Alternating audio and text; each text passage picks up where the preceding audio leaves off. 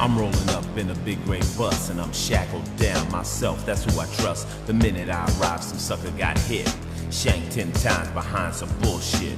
Word in the pen, the fool was a snitch. So without hesitating, I made a weapon quick. Found a sharp piece of metal, taped it to a stick. Then the bullhorn sounds, that means it's time for chow. My first prison meal, the whole feeling was foul. It wasn't quite my style, but my stomach growled. So I washed the shit down and hit the weight pile. The brothers were swole, the attitudes was cold. I felt the tension on the yard from the young and the old. But I'm a warrior, I got my ground to hold. So I studied the inmates to see who had the power. The whites, the blacks, or just the gun tower. Yo, man, in America, they say, I wouldn't wish jail on my worst enemy.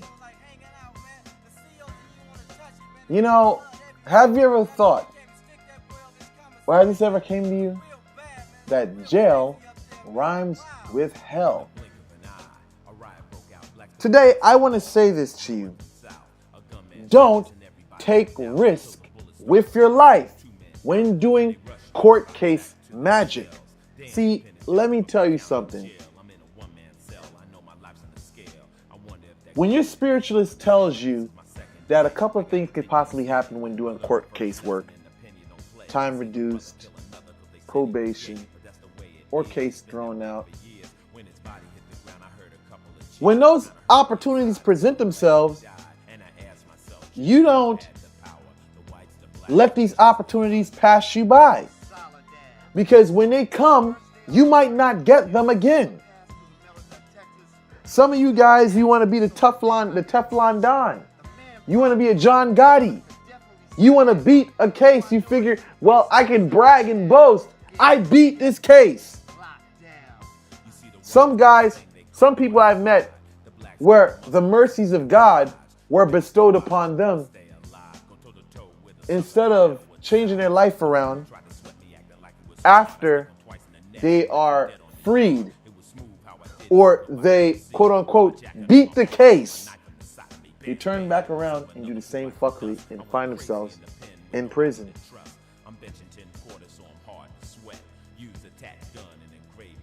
When you have an opportunity that presents itself, you take it. Let me give you an example. Let me bring you back to some life experiences. I remember this guy was facing attempted murder. This is years ago. And this customer, she went to various spiritualists in this community. And all they just did was fucked her around, dicked around with her, took her money whatsoever. And she came to me and I said to her, listen, this is a last minute thing here. I don't know.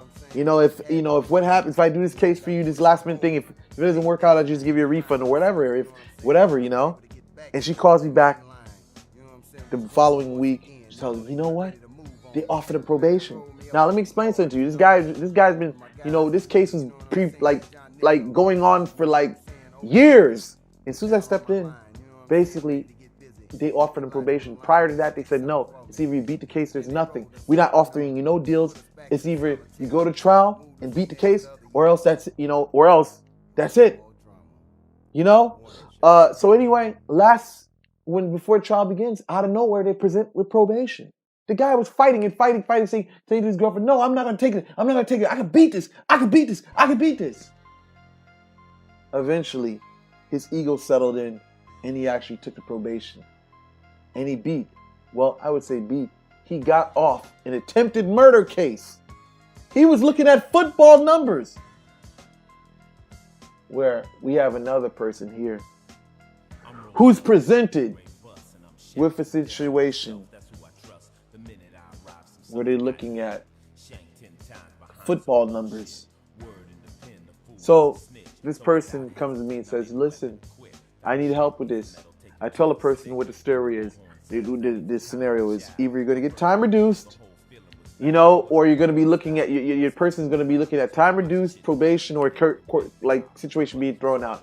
So anyway, the guy looking at football numbers, maybe 17 years of life or something like that, 25 to life or something like that. And this is all revolving around pimping, pandering, shit like that, human trafficking, shit like that. So now,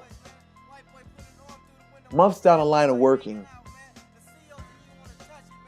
he's presented with an offer something, I think around 6 or something like that. He already had time in, so they didn't give him time served, 3 years or so.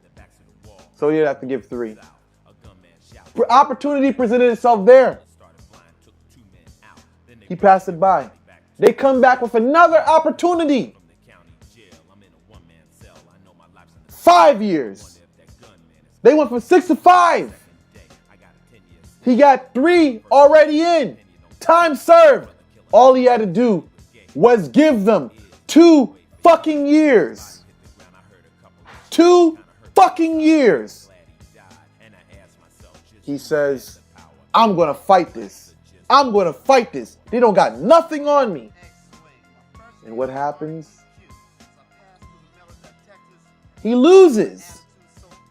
And what happens is that he's sentenced to 17 years. Straight. When you're doing court case magic, you don't take risk. Whatever presents itself, take it, because you might not get another opportunity. If you're looking at 25 to life and they come at you with something around 5, take that shit. Don't try to be the Teflon Don. And I want to say to you people out here, when you're getting court case work done, make sure you go to someone that's legit. And if a person just give you a one-time job for a court case that just started, when we were talking about criminal case, and give you a one-time price, be very weary of that, because court cases can take a long time, and I doubt that energy will stick for 3 to 4 years in one job. So with that said, I conclude this video. Thank you guys for watching. Like, share, and subscribe.